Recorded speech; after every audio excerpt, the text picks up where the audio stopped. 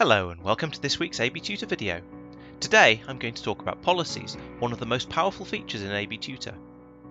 Whilst the actions in the right panel can be thought of as things you are doing to a client computer now, for example you could launch something now or shut a computer down now, policies are ongoing rules which can be applied to a computer and removed from it, but will continue to affect it the whole time they are applied.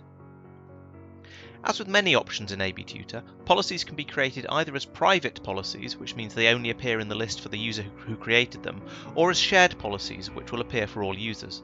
Note that only administrators can create shared policies, and only users with the policy creator or administrator roles can create private policies.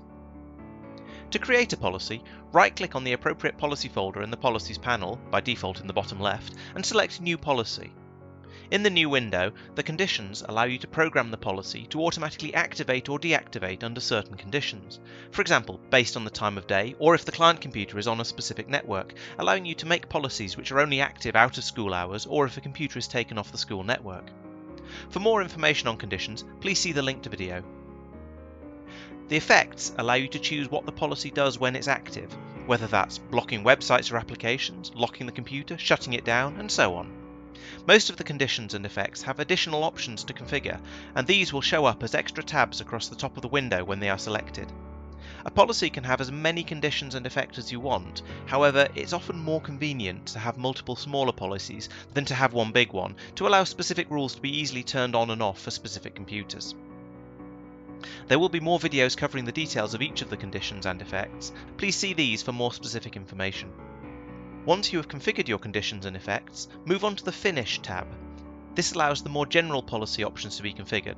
From the top, you can give the policy a name. This will show in the Policies panel, allowing you to identify the policy, and also when you mouse over the policy icon on a computer that it has been applied to. We recommend that you make this name descriptive so other users know what the policy you have created is doing. You can also choose a colour and an icon for the policy. Again, this helps identify the policy when it has been applied to a client. The bottom section of the window allows you to set how long the policy will remain on a client machine when applied. You can have the policy automatically remove itself after a set period, you can have it set to stay until it gets removed manually by a console user, or you can set it to automatically disappear when the current user logs off. If you're an admin, you can also share the policy with all other AB Tutor users on your network. On the right side, you have the options for allowing users to disable a policy, which is covered in more detail in the linked video.